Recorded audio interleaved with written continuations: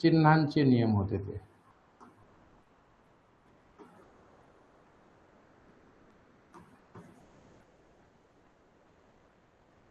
पण कशाचे होते? चिन्हांचे. पहिले असतात, पहिला एक प्रकार आहे त्यातला, ते नियम असतात बेरीज करताना. बेरीज हो. काय करताना? बेरीज. बेरीज करतानाचे नियम. चिन्हांची बेरीज कशी होते. आणि दुसरे नियम आपण त्या दिवशी नवीन शिकलो होतो, ते गुणाकाराचे नियम शिकलो होतो, बरोबर? आठवतंय ना हो. तुम्हाला? हो. गुणाकार, चिन्हांचा गुणाकार कसा केला जातो ते आपण पाहिलं होतं या ठिकाणी, है की नाही? हो. आता बेरजेचा नियम काय होता तो आपण फार दिवसापासून शिकतोय का नाही, माहित आहे ना तुम्हाला? हो. बेरजेचा नियम काय होता? जर बेरीज बेरीज समान आली तर मग हा बेरीज. हे आपण असा नियम पाहिला होता की अधिक आणि अधिक दोन संख्या आल्या तर त्यांची होणारी क्रिया काय करायची? आपल्याला बेरीजच करायची, बरोबर? हो. आणि येणाऱ्या उत्तराला चिन्ह कोणतं येणार आहे? बेरजेचं. बेरजेचंच, कारण मोठ्या संख्येचं चिन्ह असतं. बेरजेमध्ये काय नियम आहे की मोठी संख्या एक, इथं एक लहान संख्या, हो. आणि या दोघांची आपल्याला बेरीज करायची, म्हणजे या दोघांचे चिन्ह अधिक अधिक आहेत तर होणारी क्रिया आपली बेरजेची होणार आहे. आणि उत्तराचे चिन्ह, उत्तर जे आहे ते आपल्याला उत्तराला काय करायचंय?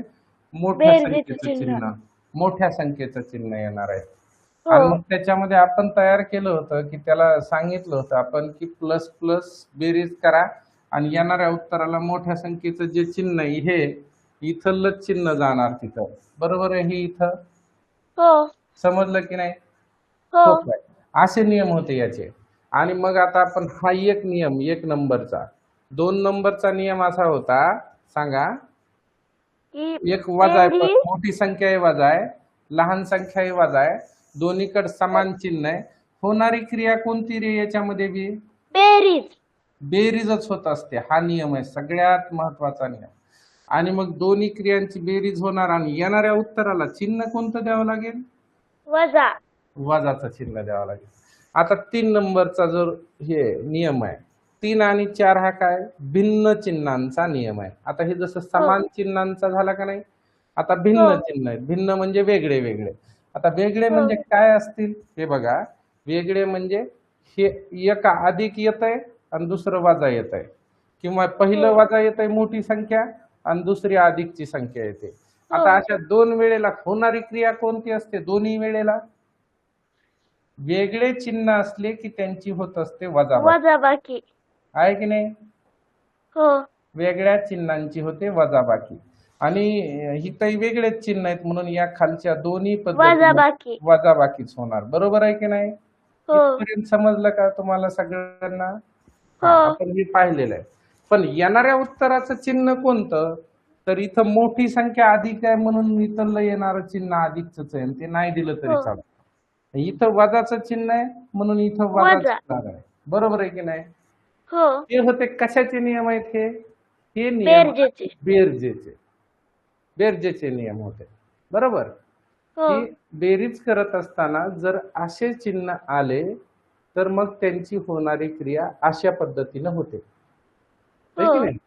बेरीज करताना, किंवा जर चिन्ह जर असे बेरीज वजाबाकीमध्ये जर असे चिन्ह दिसले तुम्हाला तर याचा अर्थ तुम्हाला या पद्धतीने क्रिया करावी लागेल आणि उत्तराला चिन्ह मोठ्या संख्येचं चिन्ह द्यावं लागेल. इथं मोठ्या संख्येचं चिन्ह, मोठी संख्या, मोठी संख्या जी असेल त्याचं चिन्ह द्यायचं. म्हणून आपण हा नियम लिहिला कसा होता माहित आहे का तुम्हाला? आठवतंय का?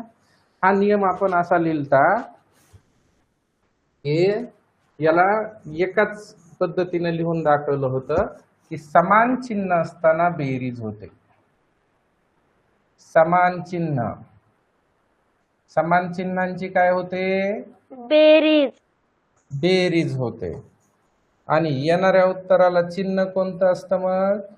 बेरीज. नाही, मोठ्या संख्येचं चिन्ह.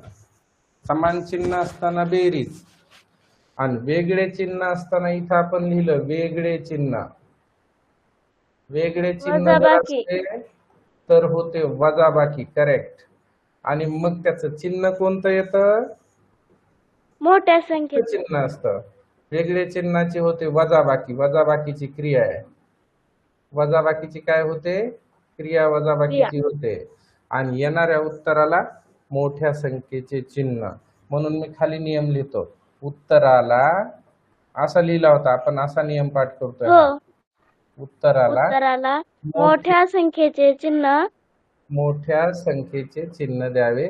अजिबात कुठेही चूक होणार नाही. बरोबर. हम्म. असा नियम आपण लिहिला होता. हो. चिन्ह द्यावे. छान पाठ केलंय तू. हा, हो. चांगलं लक्षात राहतंय तुझ्या.